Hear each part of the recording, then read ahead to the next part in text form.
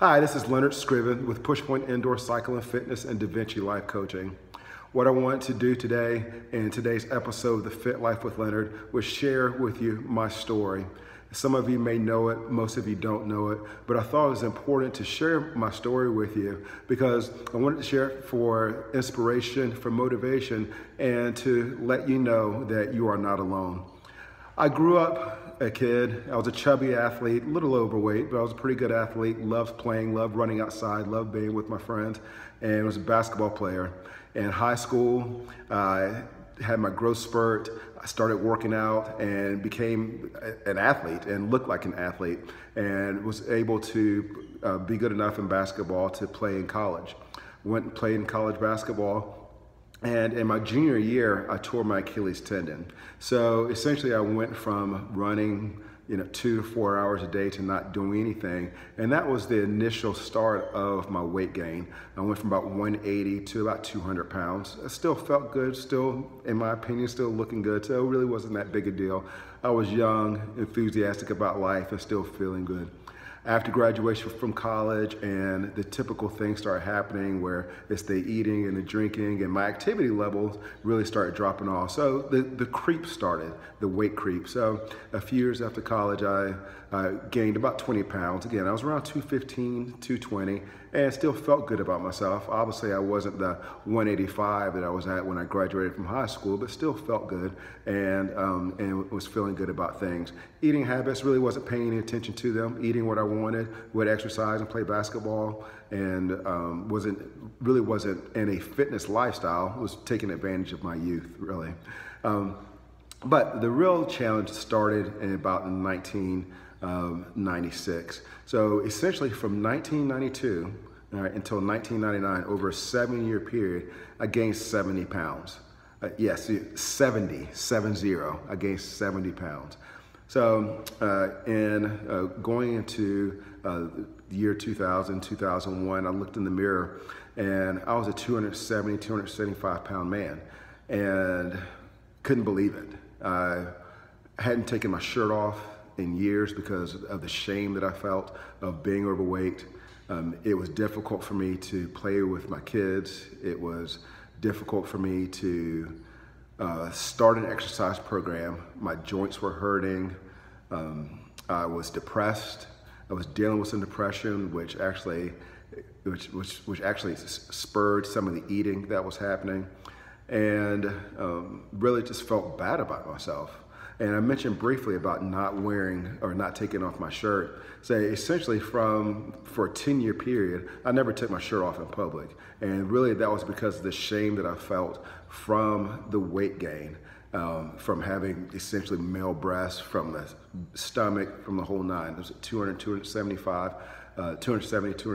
pounds, and really just felt horrible about myself.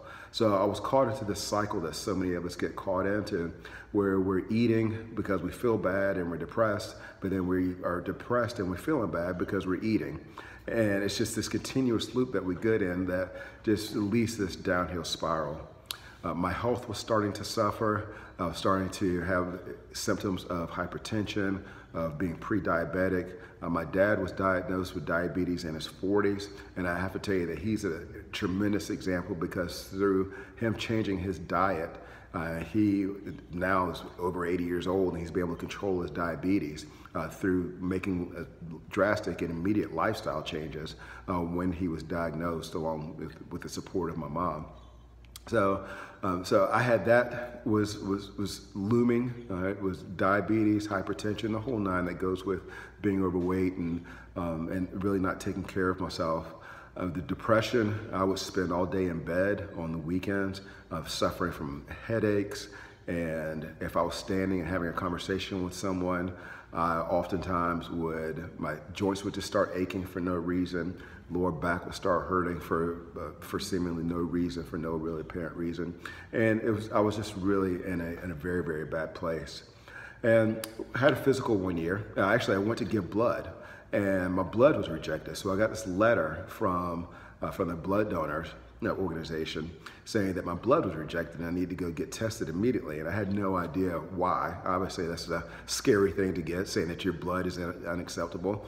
And so I went and had it tested and found out that I had high lipids in my blood, and I had a condition called fatty liver. And that spurred the first real attempt after gaining weight to make a concerted effort to lose weight. I had some iterations during that 10-year period where I said, well, I'm gonna get healthy, but this was the first time where I really made a valiant attempt at losing weight. And I had to have a biopsy done to diagnose the type of fatty liver I have. There are two kinds. One will lead to scoliosis of the liver. One, with a diet and lifestyle change, the condition can reverse itself. So while I was waiting to figure out what kind I had, I started this lifestyle change. I was getting up and eating well, going to the gym. I did a program called Body for Life, and I lost about 40 pounds. Well, shortly after I got the diagnosis that I had the benign kind of fatty liver, the one that reversed itself, that one that wasn't dangerous, the one that wasn't going to kill me, the motivation and inspiration started to wane and eventually started to gain the weight back. But it just wasn't a matter of getting the weight back. I actually gained my weight back plus some. So at this point, I was floating around 280 pounds.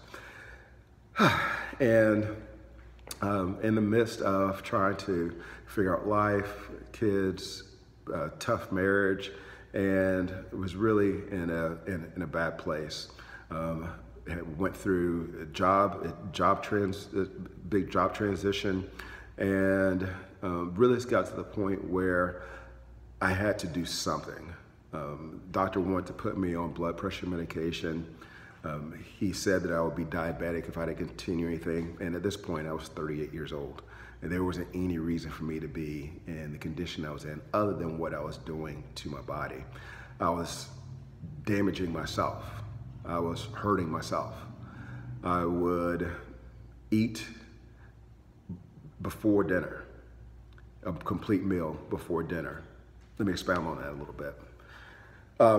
So because my home situation was so challenging, a lot of times when I would leave work, I would go by McDonald's or Burger King, and I would get food, and I would sit in the parking lot and I would eat by myself. And then I would go home and eat dinner with my family because I didn't want them to know that I had already eaten. I would get up in the morning, have breakfast, and then leave and go get breakfast again by myself. If there was a new sandwich that came out, I was trying the new sandwich. But this emotional eating, the eating that I was doing to try to find some relief, was really killing me. And a lot of times it's difficult particularly for men to admit that we do engage in emotional eating. Sitting in a parking lot by myself in the car, stuffing myself with fast food because of how bad I felt about myself. It's a dangerous cycle to be in because it can get to the point where it doesn't end, and conditions and issues start cascading and becomes a real problem. Physically, wasn't setting a good example for my kids. I was not really playing with them, spending time with them because of the depression, because of how I felt. If I spent 5 minutes playing with them, I was too tired. And it got to the point where I had to do something because I didn't want to continue going down this path that I was going down. So I found Weight Watchers. And in the Weight Watchers program, I lost 70 pounds over about a course of a year. Loved the program, loved what it did for me, loved the discipline that it provided, the structure and the framework that it provided for me. And had a lot of success with it. 70 pounds in a year. Went from 280 down to about 210 and was feeling good. But those were tactics, and I really hadn't dealt with the things that were driving my behaviors in the first place. I changed my tactics, but I didn't change what was in here. I didn't change what was in here. I changed what I was doing. And yes, I did feel better. Yes, I did get off the medication. Yes, wasn't battling with depression quite as much, but it wasn't quite enough. And it got to the point where I relaxed with what I was doing, because the drive was coming from a place of wanting something different and out of doing, not necessarily out of being. And started gaining weight back. And in around 2011, 2012, I had gotten up to 250 and was well on my way to heading back to the 270 pounds. And during this time, yes, I was working out, and I was even teaching some classes. And so that goes to tell you that, look, you can't outrun your fork. And you can't exercise your way into a healthy lifestyle. It's not gonna work. You're gonna always eat more than you can burn off. It's very easy to do, especially if you're eating from a place of depression, or from a place of coping, or from a place of not wanting to deal with other things, or from a place of trying to make yourself feel better, as opposed to be better and to be all you can be. So I was on my way. And one day I made a decision to change my lifestyle, to change the way I was being with life, to change the way I was being with food, to change how I related to food, to make a complete and utter lifestyle change. And had the support of my wife at the time, and something that we did together. And this lifestyle change was something that started, and there was no looking back.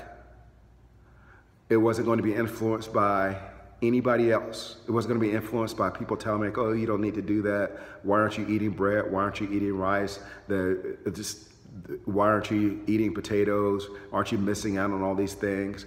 And it wasn't deterred, because it came from a place of being, of how I was going to be with food, how I was going to be with myself. Started counseling, started meditating, started getting to know myself, to know what drives me. Started finding other ways to deal with the pressures or stresses of life, more beneficial, more helpful ways to deal with the pressures or stresses of life, things that would actually benefit me long-term, to deal with the things that I was dealing with, so I wasn't turning to food to do that. And the results have been dramatic. Went from 250 down to 200 pounds, down to 190, actually. Did my first competition, physique competition, last year, and placed second. Had a blast, and it's become my lifestyle now. And I'm not going to sit up here and tell you that I never struggle. I'm not going to sit up here and tell you that, no, I never eat fast food, because that's not true. I do. But the difference is where the motivation is and where the place of being, the knowledge that I've gained over the years of struggling with weight and weight loss, of all the times that I tried to lose weight and would lose and give up, of not having a feeling I didn't have any support, of trying to do things by myself, of trying to figure out how to feel better about the things in my life. That's what's transformed me, is that because I've figured those things out, I have tools now that when I am feeling bad, or if I am feeling frustrated or not quite where I want to be, if there's a goal that I want to accomplish, I have tools that I can use aside from food, aside from hurting myself, that will help me, that has helped me move forward. And this was the inspiration and motivation behind starting PushPointe, the place where I'm standing now. See, PushPointe isn't just a gym. It's the culmination of a lifetime of struggle and accomplishment, of finding freedom, of the things that can happen when you find freedom, of the things that can happen, that can change in your life when you find that freedom. That's what PushPointe is.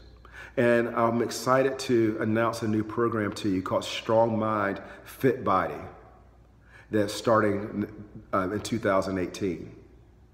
And with this program, I'm basically going to give you and pour all the knowledge that I've gained over the last 20 years, from the struggles, from the things that I've learned, from the tools that I've gotten, from how to meditate, how to incorporate mind and body, what foods do what to your body, what foods can help you with cravings, what's the best way to approach your exercises, how to get after goals, how to accomplish the things that you want from a health and fitness standpoint. And all of these things will transition and transfer over into your life. This is a monthly program. Monthly, I'll post information that covers the 5 pillars of fitness to give you all the information. I just want to pour into you everything that I've learned to hopefully make your journey better, to hopefully support you in your journey, to help you get to where you want to go. And it doesn't matter where you are in your fitness. If you're struggling like I was, overweight and dealing with health issues, or if you're in a place where you have a good handle on those things and there's just some goals that you want to accomplish, this program will fit you. So in this posted a link where you can get some more information about it. I'm really excited about it. I am looking for it. It's called Strong Mind, Fit Body, because a fit body starts with a strong mind. It starts right here. And that's what it's all about. So I'm hoping you join me in the program. And if you have any questions, please do not hesitate to reach out. The contact information is in this post. And I want to encourage you. I hope that hearing my story has encouraged you and lifts you up and gives you hope to know that, yes, you can do this. If you have what seems to be an insurmountable amount of weight to lose, you can do it. I lost almost 100 pounds. Almost 100 pounds. You can do this, and I want to help you. So this is Leonard Scriven, living the fit life, and I want you to join me in living the fit life, and I will talk with you soon. Thanks.